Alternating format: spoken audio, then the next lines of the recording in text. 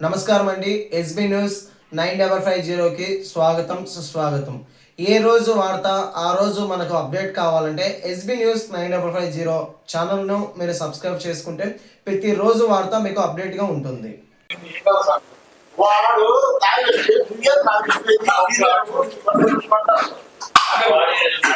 Party ప్రమాణ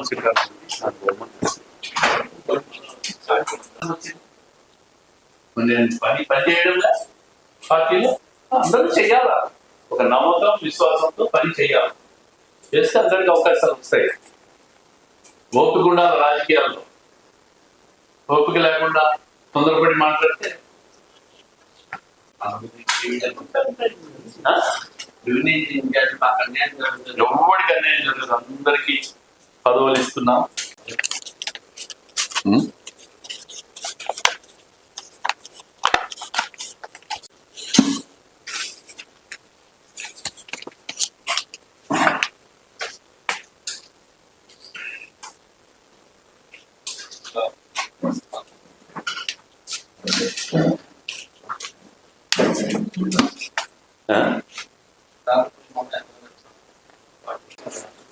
రాయలసీమ 10 జిల్లాల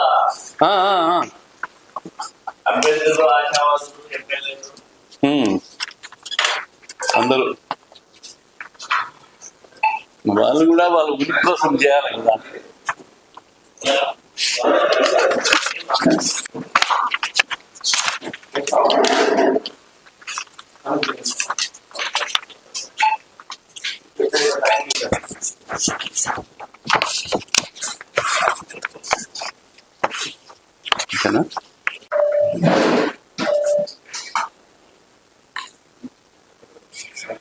okay, ఈరోజు వైఎస్ఆర్ కాంగ్రెస్ పార్టీ వాళ్ళు రాయలసీమ అభివృద్ధి మీద ముసలి కన్నీళ్లు గారుస్తూ ఉన్నారు.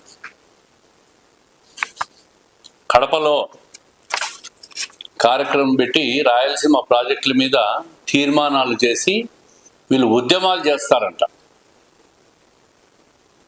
అసలు రాయలసీమ మీద, రాయలసీమ అభివృద్ధి మీద మాట్లాడే హక్కు వైఎస్ఆర్ కాంగ్రెస్ పార్టీకి ఉంది అని చెప్పి నేను అడుగుతా ఉంటాను. 5 సంవత్సరాలు పరిపాలించారు, 19 నుంచి 24 వరకు. రాయలసీమకు ఎంత డబ్బులు నిధులు ఖర్చు పెట్టారు, ఎంత కేటాయింపులు చేశారు, ఎన్ని జీవోలు ఇచ్చారు, ఎన్ని ప్రాజెక్టులు పూర్తి చేశారని చెప్పి ఈరోజు మీరు రౌండ్ టేబుల్ కాన్ఫరెన్స్ పెట్టి మాట్లాడుతూ ఉన్నారు. రాయలసీమ లిఫ్ట్ ఇరిగేషన్ విషయానికే వద్దాం. రాయలసీమ లిఫ్ట్ ఇరిగేషన్ ప్రారంభించారు. 1000 కోట్లు మట్టి పనులు చేసిన కాంట్రాక్టర్లకు దోచిపెట్టినారు ప్రజాధనాన్ని. నేషనల్ గ్రీన్ ట్రిబ్యునల్ స్టే ఇస్తే 4 సంవత్సరాలు, అంటే 2020లోనే స్టే వస్తే 4 సంవత్సరాల అధికారం. మీరు చేశారా పని? మీరు పూర్తి చేశారా? మీరు డబ్బు ఖర్చు పెట్టారా? పులివెందల్లో కూడా తెలుగుదేశం పార్టీ హయాంలో 2018లో మాజీ ముఖ్యమంత్రి గారి నియోజకవర్గంలో 40 సంవత్సరాలు పరిపాలన చేస్తే నీళ్ళు ఇవ్వలేకపోతే గండికోట నుంచి లిఫ్ట్ ఇరిగేషన్లు పూర్తి చేసి పైడిపాలెంకు, చిత్రావతికి నీళ్ళు ఇచ్చిన ఘనత చంద్రబాబు నాయుడు గారిది అనే విషయాన్ని మీకు గుర్తు చేస్తున్న ఈ రాయలసీమ వాసులు ఎవరైతే మొసలి కన్నీళ్లు గార్చిపోయినారో ఈరోజు కడపలో, ఇదే కడపలో పులివెందలకు వెళ్ళి ఎవరు ప్రారంభించినారో, ఎవరు నీళ్ళు ఇచ్చారని చెప్పి అక్కడ రైతులను అడగమని చెప్పి నేను అడుగుతా ఉంటా. రౌండ్ టేబుల్ కాన్ఫరెన్స్లు పెట్టి ప్రజలను రెచ్చగొట్టడం కాదు. లిఫ్ట్ ఇరిగేషన్ ప్రాజెక్టుకు పోయి లిఫ్ట్ ఇరిగేషన్ ప్రాజెక్టులు ఎందుకు ఆగిపోయిందమ్మా అని చెప్పి వైఎస్ఆర్ కాంగ్రెస్ పార్టీ నాయకుల ముందు అక్కడున్న లిఫ్ట్ ఇరిగేషన్ అడగాలి. 1000 కోట్లు ప్రజాధనాన్ని నాశనం చేశారు. అవగాహన లేకుండా, సాంకేతిక పరిజ్ఞానం లేకుండా హడావిడిగా ప్రాజెక్టులు ప్రారంభిస్తారు. హడావిడిగా ప్రాజెక్టులు ప్రారంభించి 1000 కోట్ల ప్రజాధనాన్ని నాశనం చేశారు. మీ హయాంలో భూమి పూజలు చేశారు. జగన్మోహన్ రెడ్డి గారి హయాంలో 12,000 కోట్లు పైచిలకు కడప జిల్లాలో జీవోలు ఇచ్చినారు. ఒక్క ప్రాజెక్ట్ అన్నా మీరు పూర్తి చేశారని చెప్పి నేను అడుగుతా ఉన్నాను. గండికోట నుంచి అడిషనల్ లిఫ్ట్ అని చెప్పి 4,600 కోట్లతో జీవో ఇచ్చి ఆ జీవోను మీరు ఎందుకు క్యాన్సిల్ చేశారో మీరు ముందు చెప్పాలి. కడప జిల్లా నుంచి ముఖ్యమంత్రిగా ఉండి కడప జిల్లాకు అన్యాయం చేసిన ముఖ్యమంత్రిగా జగన్మోహన్ రెడ్డి గారు మిగిలిపోతా ఉంటారు.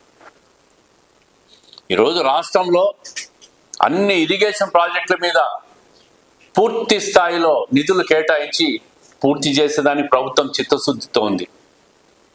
మీలాగా వెలుగొండ ప్రాజెక్టు పూర్తి కాకుండానే జాతికి అంకితం చేసే అబద్ధాలు చెప్పే ప్రభుత్వం మాది కాదు. వెలుగొండ ప్రాజెక్టును వచ్చే జూలై ఆగస్టు నాటికల్లా పూర్తి చేసి నీళ్లు ఇస్తామని చెప్పి మొన్న 25వ తేదీనే ముఖ్యమంత్రి గారు వెలుగొండ ప్రాజెక్టు పోయి సందర్శన చేసి ఆ ప్రాజెక్టుకు టైం బౌండ్ ఫిక్స్ చేసి నిధులు విడుదల కూడా చేసి దాన్ని పూర్తి చేసేదానికి కంకణబద్దులైనారు. రాయలసీమ, గ్రేటర్ రాయలసీమ అంట, ఒంగోలు, నెల్లూరు, పాత 4 జిల్లాలు వీళ్ళు రౌండ్ టేబుల్ కాన్ఫరెన్స్ కడపలో వచ్చినారు. భోంచేసి పోండి. రాయలసీమ మీద మీరు మాట్లాడే హక్కు మీకు లేదు. ఈరోజు రాయలసీమలో ఉద్యాన పంటల హబ్బుగా కాబోతా ఉంది. రాబోయే 3 సంవత్సరాల్లో 30,000 కోట్లు ఉద్యాన పంటలకు ఖర్చు పెట్టబోతున్నాం. ప్రతి రైతు పండ్ల తోటల్లో లక్షాధికారి కాబోతా ఉన్నాడు. రాబోయే రోజుల్లో ప్రపంచంలోనే fruit bowl of the world ఏది అంటే రాయలసీమ అని చెప్పుకునే పరిస్థితి రాబోతా ఉంది. ప్రపంచవ్యాప్తంగా రాయలసీమ నుంచి హార్టికల్చర్ అంటే పండ్లన్నీ కూడా ఎక్స్పోర్ట్ అయ్యేదానికి ఒక ప్రణాళికలు, ఒక నిధుల ఖర్చు, అదేవిధంగా అన్ని రకాలుగా కూడా కోల్డ్ స్టోరేజ్ యూనిట్లు, ఫుడ్ ప్రాసెసింగ్ యూనిట్లు, logistics, air cargo, market facilities అన్ని కూడా రాబోయే 3 సంవత్సరాల్లో తెలుగుదేశం పార్టీ ప్రభుత్వం, కూటమి ప్రభుత్వం, చంద్రబాబు నాయుడు గారి నాయకత్వంలో జరగబోతా ఉంది. అదేవిధంగా జిఎన్ఎస్ఎస్ ప్రాజెక్టు, మిగిలిపోయిన ప్రాజెక్టు కూడా ఈ ఆర్థిక సంవత్సరంలో 982 కోట్ల రూపాయలు కేటాయింపులు జరిగినాయి. దాన్ని కూడా మిగిలిపోయిన ప్రాజెక్టులకు టెండర్లు ఇప్పించడానికి ప్రభుత్వం కసరత్తు చేస్తూ ఉంది. ఈ బడ్జెట్లోనే జమ్మలమడుగులో ఉన్న జిందాల్ స్టీల్ ఫ్యాక్టరీకి మౌలిక వసతుల కోసం 25 కోట్లు, రోడ్లు, డ్రైనేజ్ వ్యవస్థ, నీటి వ్యవస్థ కోసం 25 కోట్లు నిధులు కేటాయించాం. ప్రైవేట్ ఆర్గనైజేషన్లో స్టీల్ ఫ్యాక్టరీ ప్రారంభమవుతా ఉంది. అదేవిధంగా తిరుపతిలో శ్రీ సిటీ డెవలప్ అయింది చంద్రబాబు నాయుడు గారి టైంలో. కర్నూలు, కొప్పర్తిలో ఎంఎస్ఎంఈ యూనిట్ల ద్వారా కేంద్ర ప్రభుత్వాన్ని ఒప్పించి ఆర్థిక సహాయం దాదాపు కడపలో 1700 కోట్లు, ఓరకల్లో దాదాపు 1300 కోట్లతో ఎంఎస్ఎంఈ యూనిట్లలో మౌలిక వసతుల కల్పన కోసం నిధులు కేటాయింపులు జరిగినాయి కేంద్ర ప్రభుత్వం నుంచి. ఇన్ని కార్యక్రమాలు ఎప్పుడూ జరగనటువంటి కార్యక్రమాలు ఈరోజు రాయలసీమలో మా ప్రభుత్వం వచ్చిన తర్వాత అన్ని రకాలుగా ముందుకు తీసుకుపోయేదానికి ఒక ఎనర్జీ, విద్యుత్ శక్తి రంగం కావచ్చు, హార్టికల్చర్ రంగం కావచ్చు, అదేవిధంగా ఎంఎస్ఎంఈ యూనిట్ల రంగంలో కావచ్చు, మీడియం స్కేల్, స్మాల్ స్కేల్ పరిశ్రమల కోసం ఉపాధి అవకాశాలు, ప్రత్యక్ష పరోక్షంగా అవకాశాలు, ఇవన్నీ కూడా జరగబోయే టైంలో మీరందరూ కూడా వైఎస్ఆర్ కాంగ్రెస్ పార్టీ వాళ్ళు ఉనికి కోసం, వాళ్ళకు ఉనికి లేదు రాష్ట్రంలో.